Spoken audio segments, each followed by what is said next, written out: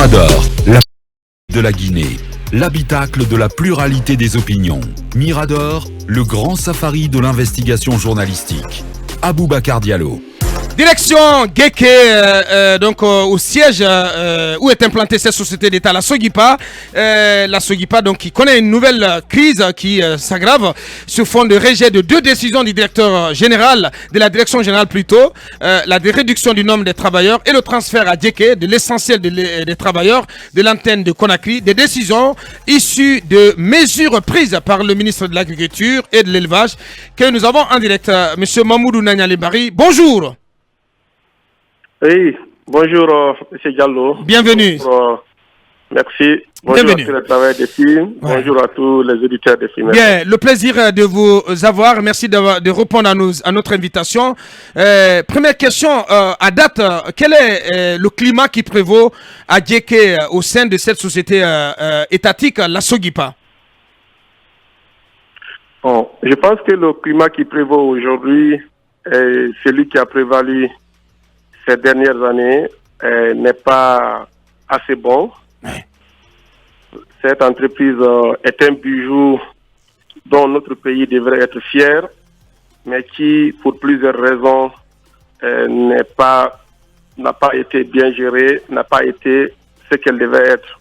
Ouais. Les planteurs peuvent passer 6 mois sans avoir été payés, pendant qu'ils passent tout leur temps dans les plantations en train d'affronter les intempéries de la nature, mais ils peuvent passer 6 mois sans être payés. Les travailleurs sont nombreux et on fait tout toujours pour les payer en quelque sorte, pendant que l'entreprise n'a pas besoin d'un tel effectif. Nous savons tous, il y a des pays aussi comme la Guinée qui ont des plantations d'EVA à superficie égale. Ces pays ont la moitié des travailleurs qu'on a à la Sogipa aujourd'hui. Donc, ce qui se passe, c'est que la société a pris l'argent qu'on devrait donner aux planteurs pour le donner aux travailleurs. Et aux travailleurs surtout dont elle n'a pas besoin. Et une bonne partie de ces travailleurs sont à Conakry, pendant que la société est à Guéké. Même la direction générale est à Conakry, pendant que la société est à Guéké. Vous savez tous, le DG du projet coton de Cancan est à Cancan. Le DG de la SAG est à Sigiri. Donc, au Conseil des ministres, nous avons estimé qu'il n'y a pas de logique à ce que la direction générale et tout cet effectif soit à Conakry. Et il a été décidé au Conseil que la direction générale et tout l'effectif, à part une dizaine de personnes, devront retourner à Guéké. Ce qui a été exécuté il y a quelques jours. Et les travailleurs qui refusent de partir, donc qui violent les clauses contractuelles, s'exposent à des problèmes, parce que c'est dit clairement qu'on peut être affecté partout en Guinée. Donc, si vous ne voulez pas aller à Guéké, où se trouve le site de l'entreprise, ça veut dire que vous ne voulez pas travailler pour l'entreprise. Donc nous sommes conscients qu'il faut des réformes courageuses pour résoudre ces problèmes-là et nous allons les prendre, nous allons les implémenter. Bien, des réformes qui provoquent des remous, monsieur le ministre, parce qu'on apprend que le siège ici à Conakry, qui est un blocus à l'entrée du siège, il en serait de même du côté de Guéké, sur blocus sur les installations. Donc c'est une société qui serait à l'arrêt et des remous provoqués par deux mesures que vous aurez donc prises, celle d'une part de réduire les effectifs et d'autre part de transférer l'essentiel des effectifs de Conakry à Guéké. Comment vous comprenez ces réactions, ces oppositions à vos mesures? Et c'est très important que je dise à la radio ici que c'est bien moi qui ai instruit le directeur général de ne pas renouveler les contrats à durée déterminée. C'est bien moi, sur décision du conseil, qui ai dit au directeur général de faire transférer tout le personnel de Conakry, à part 10 personnes à Guéké. C'est très important de le dire ici. Il faut assumer cette décision. Et il faut dire aux travailleurs de la Sogipa que ce que l'État veut faire, c'est rendre la Sogipa normale. C'est de faire de la Sogipa une entreprise qui peut payer ses factures à temps, qui peut payer ses travailleurs à temps et qui n'attend pas l'aide de l'État pour s'en sortir. C'est ce qu'on fera. Ce n'est pas les bruits de quelques personnes qui se sentent affectées par ces mesures-là qui vont nous empêcher de le faire. Et nous allons faire avec la méthode. Les gens ont des contrats de travail. Nous ne pouvons pas les licencier pendant que les contrats de travail sont en cours. Mais l'État et tout employeur a le droit de ne pas renouveler un contrat, un CDD qui est à expiration. Donc, bien dit. Ce que nous faisons, c'est quand un contrat finit, un CDD, on ne le renouvelle pas. C'est notre droit. Mais le contrat à durée indéterminée continue parce que les interrompre est coûteux. Et aujourd'hui, l'entreprise n'a pas les moyens de mettre fin à des CDI parce qu'il y a des coûts liés au licenciement très élevés. On n'a pas les moyens de faire ça aujourd'hui. Bien dit. Akouma Diallo. Peut-être, monsieur le ministre, une précision. La réduction que vous demandez, elle concerne combien de personnes? Et quels sont les effectifs actuels et combien de personnes sont concernées par cette réduction? Et quelle est la masse salariale à date? Quand j'ai vu sur papier que la SOGIPA a environ 4700 employés, j'ai pris ma tête. 4700 employés, c'est incroyable. C'est du gâchis. Donc, rapidement, nous avons envoyé une mission d'inspection sur le terrain qui a effectivement confirmé qu'il y a 4700 employés, mais l'entreprise n'a pas besoin de tous ces employés. 1700 auraient été embauchés seulement en 2021 pendant que la société était en pleine crise. Je parle de 1700 personnes. Aujourd'hui, l'effectif de la SOGIPA est plus grand que l'effectif du ministère de l'Agriculture et de l'Élevage, qui est représenté dans toutes les préfectures, peut-être toutes les sous-préfectures de la Guinée. Donc, qu'est-ce qu'on fait? On compare l'effectif de la SOGIPA à l'effectif d'autres entreprises dans le même secteur de la même taille. Les autres entreprises dans le même secteur de la même taille ont environ 2000 personnes comme employés.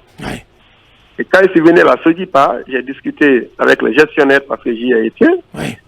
À l'usine, on a besoin de 100 personnes pour faire tourner. Si on fait tourner 2 fois par jour, on a besoin de 200 personnes. Et si on doit avoir des réservistes, on a peut-être besoin de 250-300 personnes. Dans les plantations, on a besoin de 1500-2000 personnes. Donc, au tout, quand on veut être très généreux, on a besoin de 2500 personnes. Au meilleur des cas, 3000 personnes.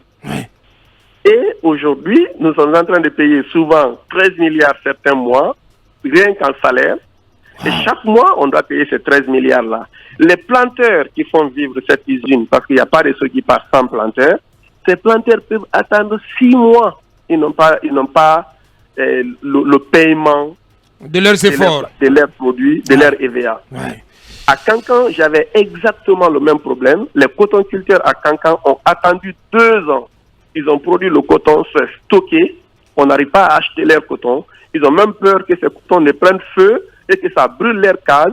Mais pendant ce temps, on est en train de payer des salariés assis dans les bureaux climatisés à Kankan, à Dieké et à Conakry.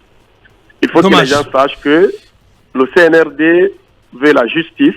La justice commence par protéger les vrais gens, les vrais travailleurs, et c'est pas pour protéger les intérêts des gens qui cherchent à se faire embaucher par des entreprises qui n'ont pas besoin forcément de leur main-d'œuvre. Bien dit. C'est ce qu'on est en train de voir à la SOGIPA par endroit, et je vais vous le dire.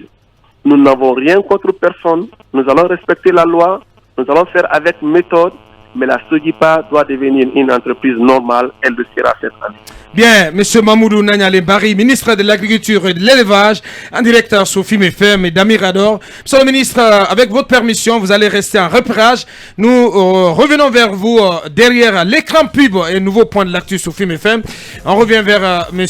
Mamoudou Nanyale Bari pour continuer cette interview dans la 3e partie, parce qu'on a d'autres questions à lui poser. L'équipe de Mirador revient dans quelques minutes. Alors, monsieur le ministre, en vous entendant parler, je reviens un peu, j'ai pris quelques notes.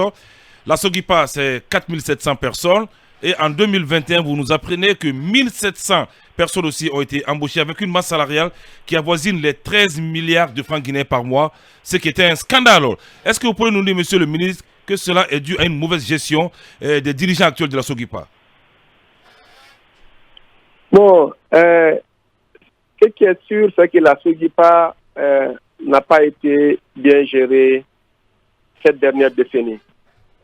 Et la mauvaise gestion, elle a certainement commencé il y a longtemps. Et est-ce qu'elle s'est accentuée depuis l'arrivée de l'équipe actuelle ou est-ce qu'elle ne s'est pas accentuée? Sincèrement, à date, je ne peux pas dire s'il l'a aggravé ou il l'a laissé comme c'était. Je ne peux pas dire grand chose. Ce que je peux dire, c'est que l'entreprise est mal gérée. Parce qu'une entreprise qui ne peut pas payer ses principaux fournisseurs n'est pas une entreprise bien gérée. Une entreprise qui ne tient pas son conseil d'administration n'est pas une entreprise bien gérée. Une entreprise qui n'a pas un système d'audit performant n'est pas une entreprise bien gérée. Donc, ce qui est sûr, la SOGIPA n'est pas bien gérée aujourd'hui. Est-ce qu'elle l'a toujours été comme ça ou pas? Je n'ai pas assez d'éléments pour dire ça. Et ce qu'on peut aussi dire à tout le monde, c'est que la SOGIPA sera bien gérée cette année. Très bien dit. Que ce soit avec la direction générale actuelle ou sans elle, que ce soit avec les employés actuels ou sans eux, la SOGIPA sera bien gérée cette année au profit des planteurs qui sont l'essentiel de cette société. Voilà qui est bien dit. La société est là pour acheter la production de ces planteurs-là, la transformer, la vendre et venir les payer. Elle n'est pas là pour entretenir le niveau de vie de certains employés. C'est à la SOGIPA qu'on entend des grévistes demander le paiement de leur abonnement Canal+, pendant que les producteurs, les planteurs ne sont pas encore payés. Ouais. Donc, Dommage. vous entendez les employés faire la grève parce qu'on n'a pas payé les primes pour la fête de fin d'année, pendant que les planteurs sont là depuis 6 mois, on ne les a pas payés. Donc c'est la même chose qu'on entend à Cancan. Il faut que les gens arrêtent ça. Il faut que les gens pensent au vrai peuple. Il faut que les gens pensent à ceux qui travaillent et on ne laissera personne nous empêcher de faire ça. Le président de la République est catégorique là-dessus. Bien. Chaque fois qu'on parle des travailleurs, chaque fois qu'on parle de suspension de travail, le président pense aux petits nettoyeurs, il pense aux petits chauffeurs, il pense aux petits cultivateurs. Parce que c'est eux le peuple. C'est pas ceux qui veulent rester à Conakry. Ouais, mais au même moment, vous allez quand même mettre sous les carreaux des milliers de jeunes et de Guinéens quand même, Monsieur Barry. Et est-ce que vous voyez qu'on demande à ces jeunes de partir travailler à Guéké où se trouve l'entreprise, ils ne veulent pas y aller? Monsieur le ministre, attendez, est-ce que vous Non, voulez attendez, dire, parce que ce qu'il soulève là, c'est vous voulez important. dire que les 1700 sont tous à Conakry ici? Oui, il y a environ 170 personnes à Conakry, si j'ai les bons chiffres, pendant que l'entreprise est à Guéké. On leur dit d'aller à Guéké, ils ne veulent pas y aller. Est-ce que demander à quelqu'un d'aller travailler là où se trouve l'entreprise, c'est mettre la personne sur les carreaux? Non, pas du tout. On demande d'aller travailler là où ils doivent travailler. Non, mais je parle de la compression, la mesure de compression, parce que vous allez réduire les effectifs. Je suis bien d'accord que cela devrait permettre à l'entreprise de respirer, en tout cas de retrouver un certain équilibre au plan comptable, mais c'est tout de même des Guinéens qui vont se retrouver sous la touche. Un millier de Guinéens, quand même, que vous n'allez pas retenir. Ce qui va se passer, nous allons arrêter de payer les gens qui perçoivent les salaires sans travailler, pour payer les cotonculteurs qui travaillent nuit et jour sans recevoir la valeur de leur travail. C'est tout ce qu'on va faire. Bon, on est chez les palmiers, hein, Bien. pas chez les cotonculteurs. Bien. Monsieur le ministre, monsieur le ministre Akumba, je voulais vraiment... S'il vous plaît, je voulais rappeler que la même mesure est en cours à Cancan. C'est pour cela que je fais... J'ai compris. Ouais, on a compris. J'ai compris. l'allusion, ouais. Vous avez dû Akumba. recevoir le bonjour d'un saut aujourd'hui, c'est pour ça que vous Bien. avez fait ce lapsus là, quoi. Bien. Monsieur le ministre, personnellement, je vous reproche sur la procédure. La procédure. On ne peut pas se réveiller un beau matin et dire à quelqu'un, à ce que je sache, votre contrat ne sera pas renouvelé. Imaginez, attendez, je pose. Un beau matin, on a fait une mission d'inspection depuis novembre, donc ce n'est pas quelque chose qui s'est passé un beau matin. Depuis novembre, décembre, on a envoyé une mission d'inspection qui allait faire les inspections, qui a réalisé qu'il y a tout ce monde là-bas, et qui a réalisé qu'on n'a pas besoin de tout ce monde. Monsieur le et ministre. on a dit, depuis lors au directeur général, que les contrats terminés, il ne faut pas les renouveler pour permettre à l'entreprise de respirer. Est-ce que vous avez recruté un psychologue pour accompagner vos travailleurs qui ont reçu cette information? Mais ceci n'est pas ma principale question, monsieur le ministre. Je voulais vraiment... Oui, allez-y. Un psychologue pour faire ça? Ben, oui. Il faut un psychologue dans une société pour faire un tel travail. J'ai toujours pas de problème. Vous ne pouvez pas chercher comme problème en Guinée le fait de ne pas avoir recruté un psychologue pour accompagner. Maintenant, laissez-moi avancer rapidement pour que je vous laisse la parole. Monsieur le ministre, vous voulez licencier des travailleurs qui ont connu des directions. On ne licencie pas. Je termine. On ne licencie pas. Bien, c'est séparé, c'est un licenciement. Non, n'est pas renouvelé. Ne pas renouveler un contrat expiré n'est pas un licenciement. Bon, je vais employer l'expression qui vous convienne. Vous voulez renvoyer des travailleurs dont les contrats ont expiré, mais des travailleurs qui ont connu quand même des directions générales qui ont mal travaillé, y compris l'actuelle direction générale. Je prends la responsabilité du mot.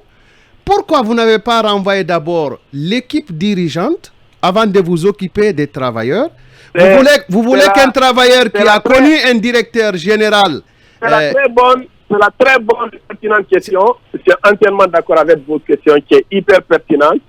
Et je comprends les travailleurs qui disent qu'on doit d'abord renvoyer la direction générale avant de renvoyer les travailleurs. Je suis entièrement d'accord. Elle est très pertinente. Et ce que je veux dire aux travailleurs, parce que je les avais déjà rencontrés, je leur ai dit ceci. Ils ont marché pour demander le départ de la directeur générale. Je leur ai dit qu'avec le CNRD et avec moi ici au ministère, on fera partir les gens en fonction de nos priorités. Le directeur général actuel de la SOGIPA n'a aucune assurance qu'il va rester à son poste. Ouais. Et en même temps, personne ne peut nous dicter à quel moment on doit enlever un travailleur. Ouais. Nous sommes en train de travailler là-dessus. La SOGIPA est une entreprise très importante pour nous. On ne va pas enlever les gens n'importe comment pour les remplacer n'importe comment. On prendra notre temps. Ce ne sont pas les manifestations qui nous diront de faire partir quelqu'un. Même hier, il y a eu des manifestants qui étaient dans les rues demandant qu'on l'enlève. Je vais leur dire une chose. Même si on devait enlever Denis hier soir, le fait qu'ils aient manifesté hier matin nous empêchait de l'enlever hier soir. Parce que nous n'avons pas créé de précédents. Chaque fois que les gens descendent dans la rue pour demander à quelqu'un de partir, on le fait partir. Cela veut dire quoi? Demain matin, Akumba et peut-être Mohamed Kaba vont demander que M. Titi quitte. Et après demain, c'est parti, c'est par là. On a déjà signé cette pétition-là pour que Titi parte. Titi, c'est son frère. Titi, c'est son grand frère. On ne peut pas céder à ce genre de chantage. Ouais. Nous faisons les choses dans les règles de l'art. Si on doit les enlever, on va les enlever quand on va trouver les profils qu'on veut. Mais pour le moment, ce qu'on a décidé, c'est de ne pas renouveler des contrats. Quand on voudra enlever Denis... Justement, monsieur le ministre, pour aller vite, parce que je n'ai pas envie de vous prendre suffisamment de temps, justement, la question de la méthodologie est là. Il fallait d'abord, si vous voulez... Pourquoi ne pas alors retenir ces gens-là jusqu'au moment où on aura une nouvelle direction? Mais ma seconde question, parce que M. Abouakar doit reprendre le micro, ma seconde question, monsieur le ministre, c'est qu'il y a des mouvements aussi, selon nos informations, qui se préparent dans d'autres projets qui relèvent également de votre ministère. Nous avons appris que vous avez remplacé des intérimaires par un personnel retraité dans plusieurs projets. C'est le cas de la chaîne des valeurs, du projet agricole commercial, du projet Pedri de Gawal Koundara, du projet PMCR et j'en passe. Pourquoi vous avez remplacé des gens par des retraités? Et il semble que là aussi ça bouillonne. Vous risquez de faire face à une nouvelle fronde. Ils ne vous ont pas donné la bonne information. Oui, allez-y. J'ai remplacé des retraités par des intérimaires et j'ai lancé des appels à candidature ouverts à tous les Guinéens pour remplacer ces retraités-là. D'accord. Si vous partez sur le site du ministère, il y a des appels à candidature pour le recrutement de 2 coordonnateurs de 2 projets de la Banque mondiale parce que les coordonnateurs sont allés à la retraite. Nous parlons ici du ministère de l'Agriculture qui a 10 coordonnateurs de projets qui sont allés à la retraite. C'est le seul ministère dans le gouvernement qui a autant de coordonnateurs partis à la retraite. Et nous avons discuté avec les bailleurs au cas par cas parce que chaque bailleur a ses procédures et on leur a dit qu'on va remplacer ces coordonnateurs-là. Donc il y a les intérimaires qui sont nommés pour une période de dépassement pas 3 mois. Les intérimaires n'ont pas le droit de postuler à ces postes-là parce qu'ils ne peuvent pas être devenus les définitifs. Et aujourd'hui, le recrutement pour les 2 projets de la Banque mondiale, c'est fini. Les 2 projets de la BID, on a envoyé les TDR de recrutement à la BID qui doit nous revenir pour qu'on publie ça. Vous savez, le changement ne peut pas plaire à ceux qui profitaient du statu quo, de la situation d'injustice. Vous allez aussi entendre parler des 6 villas qu'on est en train de récupérer en Nongo, parce qu'il faut que je parle de tout maintenant, comme je suis sur la grande team FM. Bien dit. Je profite. Mais, Autorisez-moi. oui. Les 6 villas-là appartiennent au ministère de l'Agriculture et étaient censées être occupées par des travailleurs du ministère de l'Agriculture. Aujourd'hui, aucune de ces villas n'est occupée par un travailleur du ministère de l'Agriculture. Bien. Depuis le mois de novembre, je leur ai envoyé un courrier gentil pour leur dire de nous libérer les lieux en fin décembre. Depuis le mois de novembre. Ils n'ont pas accepté de libérer les lieux. Mais comme on venait de prendre marche, il y a beaucoup trop d'activités à faire, on leur a dit, OK, au moins, avant fin janvier, quittez les lieux. Parce que vous n'êtes pas des travailleurs du ministère de l'Agriculture. Aujourd'hui, le ministère de l'Agriculture loue des villas que nous payons à 30 millions par mois pour loger certains de nos collègues, en tant que bureau d'ailleurs, pour recevoir de nos collègues en tant que bureau, pendant qu'on a 6 villas à Nongo qui ne rapportent même pas 10 millions à l'État. Des villas occupées par qui? Des villas occupées par des qui? fonctionnaires, par des fonctionnaires, des anciens fonctionnaires du ministère de l'Agriculture et des fonctionnaires actifs. Mais ce sont des villas, c'est des gens qui ont des contrats avec le patrimoine bâti, pas avec votre ministère, à ce que je sache. Patrimoine, c'est pour ça que le patrimoine bâti leur a adressé un courrier pour leur dire que c'est les villas du ministère de sortir. Et c'est très important. Si vous connaissez un seul travailleur du ministère de l'Agriculture qui est là-bas, donnez-moi son nom. Je connais des anciens et je connais un colonel qui habite là-bas, qui est actif. Monsieur, Qui est actif, un colonel de la police. Ouais, il n'est pas au ministère de l'Agriculture. Non, j'ai dit, j'ai fonctionnaire actif. Bien sûr, mais c'est pas au ministère de Je l'Agriculture. connais des anciens travailleurs. Un colonel de la police ne travaille pas au ministère de l'Agriculture. Je dis très bien.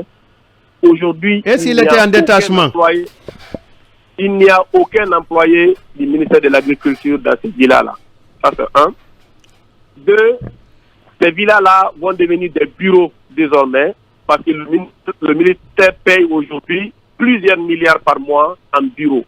Ça va devenir des bureaux. Toutes les 6 villas seront transformées en bureaux. Cela va permettre au ministère de payer moins en location et utiliser cet argent pour faire autre chose. Parlant des projets et des masses salariales, je ne vais pas citer le nom. J'ai un de mes projets ici, quand je suis venu, il payait 2,5 milliards par an en salaire. Quand j'ai vu les autres projets, parce que je viens aussi du monde, les autres projets payent à peine 100 000 $ par an en salaire. Je leur ai dit, il n'y a pas de raison que vous payez 250 000 $ pendant que les autres payent 100 000 $. J'ai demandé la liste des travailleurs, on m'a envoyé la liste des travailleurs, elle était plus pléthorique. J'ai demandé à certains travailleurs que j'ai rencontrés quelle est la couleur du bureau de votre projet. Ils ne connaissent même pas la couleur du bureau parce qu'ils ne sont jamais allés dans ces bureaux-là. Oh là là. Et on les payait. J'ai donc demandé de réduire le salaire, trouver la solution. Vous savez qui travaille, qui ne travaille pas. Allez-y entre vous là-bas avec le syndicat, trouvez la solution. Ils sont revenus avec moi avec une masse salariale de 100 000 $ désormais. Sur ce seul projet, on économise aujourd'hui 150 000 $. Je peux vous jurer, on est allé à l'intérieur, on a dit Et ça aussi, c'est dégraissable, monsieur le ministre, peut-être. On est allé trouver des femmes qui cherchaient seulement l'addiction en eau. L'argent est économisé, on a fait des fourrages reliés au solaire pour certaines femmes en zone rurale. Parce que les autres projets payent 100 000 $. Donc si vous payez 250 000 $, ça n'a pas de sens, c'est vous qui savez où l'argent part. Donc il faut qu'on fasse attention, on sait que ce pays a été pillé et on veut aujourd'hui protéger les gens qui ont profité de ce pays pendant des années. Ça ne peut pas continuer comme ça. Alors, la refondation va se faire et elle va se faire forcément au détriment de ceux qui profitaient de leur justice. Bien, toute dernière question. Non, mais juste en 30 secondes. Vous allez poser vos deux questions là. Allez, monsieur le ministre, moi je vais sur un autre tableau. C'est celui de la rentabilité de la Sogipa, puisque vous avez parlé de beaucoup de choses. Qu'est-ce qu'on peut savoir de la production de la Sogipa en termes de rentabilité? Oui, merci beaucoup. Et la Sogipa, c'est la production de l'EVA et de l'huile de palme. Ouais. Aujourd'hui, il y a deux problèmes au niveau de la production elle-même. La production d'EVA, je vais dire but, est supérieure à la capacité de transformation de l'usine. Donc l'usine n'arrive pas à transformer toute la production d'EVA. Ça veut dire que le reste de la production d'EVA est exporté sous forme brute, sans transformation, sans valeur ajoutée. On a appris à exporter à partir du Libéria, vous confirmez, au détriment du port de Conakry? Bon, faut pas, on va perdre le fil du raisonnement si on doit toucher à tout ça. Ça, c'est le premier problème. Le deuxième problème, c'est qu'il y a la production de palmiers à huile. L'usine qui transforme le palmier à huile ne reçoit pas suffisamment de matières premières pour travailler. Donc l'usine là aussi est en sous-capacité. Donc l'autre usine n'arrive pas à satisfaire, l'autre usine n'est pas satisfaite. Ça, c'est les deux premiers problèmes au niveau de la rentabilité. Donc, il faut qu'on augmente la capacité de transformation de l'usine d'EVA et qu'on augmente la production de palmiers pour satisfaire l'usine des palmiers. Donc quand on fait ces deux, on a beaucoup plus de chances. Et ça coûte combien pour faire l'usine de transformation, pour augmenter les capacités de l'usine de transformation d'EVA? C'est seulement 3 millions d'euros. Seulement 30 milliards environ. Si on n'avait pas cette masse salariale pléthorique, en 6 mois, on était capable d'augmenter la capacité de transformation de cette usine-là. On n'arrive pas à le faire. Si on n'avait pas cette masse salariale pléthorique, on aurait pu acheter la production de palmiers, des planteurs qui sont dans la zone pour satisfaire l'usine. On n'arrive pas à le faire. Et il faut le rappeler, le problème, ce n'est pas que les salaires. Il y a d'autres problèmes qu'on est aussi en train de résoudre. Maintenant, c'est le problème des salaires qui ressort. Et ce que je peux dire, ce que j'ai promis aux populations quand on est venu, avant la fin de cette année-là, la SOGIPA doit devenir une entreprise normale qui paie ses producteurs, qui paie ses planteurs, qui paie ses transporteurs et qui paie ses travailleurs à temps. C'est ça une entreprise normale que nous voulons. Et sincèrement, nous allons tout faire pour y arriver. Voilà qui est bien dit. Franchement, on peut pas Agrifarm, ça vous dit quelque chose, monsieur le ministre? Plus limpide là-dessus. Agrifarm, ça vous dit quelque chose? Bien. Agrifarm, c'est un des très bons projets du ministère. Est-ce qu'il y a des retraités là-bas? Financé par le FIDA. Oui, le coordonnateur d'Agrifarm est à la retraite. Pourquoi il est en fonction jusqu'à présent? Et tous les coordonnateurs qui sont à la retraite vont quitter les projets cette année. D'accord. Ça, c'est très clair. Voilà qui est bien dit. Comme je l'ai dit, chaque bailleur a ses spécificités. L'AFD, on a changé les coordonnateurs de l'AFD les premiers depuis janvier. Les coordonnateurs de la Banque mondiale, on les a changés en février. Les coordonnateurs de la BID, c'est la semaine passée, on les a changés. Donc, chaque bailleur, il y a la procédure. Les coordonnateurs de la BADEA aussi, on les a changés. Chaque bailleur a ses procédures. Et on tombe d'accord. La lettre qu'on a envoyée aux coordonnateurs partis, ils le savent. On a dit dans la lettre que ça sera fait au cas par cas pour ne pas affecter le déroulement des projets. Les projets de la BID, d'ailleurs, hier, on a reçu un courrier de la BID parce que j'ai demandé pour tous les projets de maintenir les coordonnateurs en tant que conseillers techniques et de leur donner les salaires qu'ils percevaient avant. Parce que c'est des gens qui ont quand même l'expérience, la mémoire des projets. Et certains bailleurs l'ont accepté. Hier soir, la BID a accepté de garder ses anciens coordonnateurs. Et les salaires seront payés par la BID pour 6 mois. On va les garder pour 6 mois. Très bien dit. D'autres bailleurs ne l'ont pas accepté. Donc ça sera réglé au cas par cas. C'est au cas par cas. Au cas par cas. Bien, là, on ne peut pas vous laisser partir, monsieur le ministre, sans vous poser cette question. C'est la toute dernière. La question d'un paysan, c'est celle se rapportant à la quantité d'engrais mis à la disposition. Comment ça va se faire? On a vu que vous avez, en tout cas en compagnie du président de la Chambre nationale d'agriculture, vous avez réceptionné une certaine quantité d'engrais. Comment ça va se passer cette année? Quel est le modus operandi pour la saison agricole à venir? Merci beaucoup. Quand j'étais avec le président de la Chambre nationale de l'agriculture au port, ce n'était pas pour réceptionner de l'engrais, c'était pour convoyer quelques camions sur la Haute-Guinée, la Moyenne-Guinée, avec de l'engrais coton. Parce que l'engrais coton est différent de l'engrais céréalier ou de l'engrais maraîcher. Donc, on n'a pas encore réceptionné. Et le prix de l'engrais a quasiment triplé dans le monde à cause de la crise sanitaire, mais aussi à cause de la crise en Ukraine. Et on est en train de nous battre pour trouver de l'engrais à un bon prix afin d'augmenter le stock dont on disposait avant ces crises-là. Donc, le petit stock qui était là, heureusement pour la Guinée, parce que nous sommes l'un des rares pays aujourd'hui dans la sous-région qui a de l'engrais. Au Mali, ils n'en ont pas. Au Burkina, au Sénégal, ils n'en ont pas assez. Donc, la chance qu'on a, c'est qu'on a un stock. Et surtout, on a un stock d'engrais coton. On a 5000 tonnes d'engrais coton qu'on est en train d'acheminer vers les zones de production du coton. Pendant que ces 15 dernières années, on n'a jamais eu 1500 tonnes pour faire le coton. Donc, on a aussi un peu d'engrais maraîchers. Maintenant, la distribution de l'engrais est vraiment assurée par le secteur privé.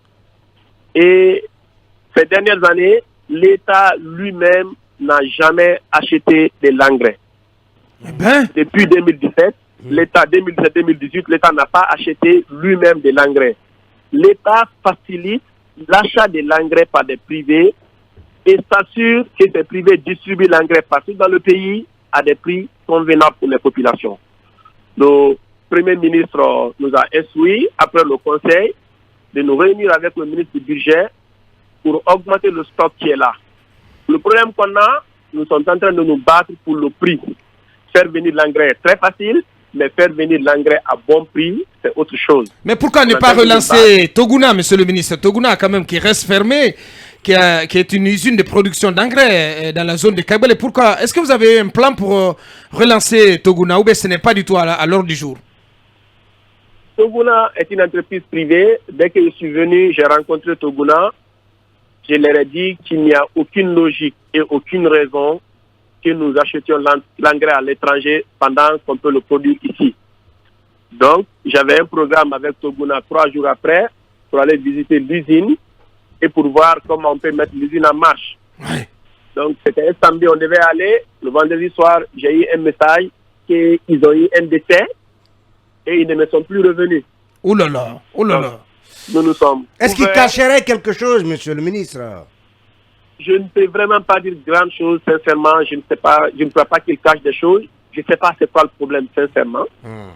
Et tous les engrais qu'on a achetés, l'engrais coton de Cancan, Toguna a été consulté, comme toutes les autres entreprises qui fournissent l'engrais.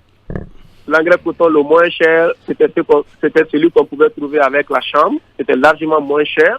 L'écart était important.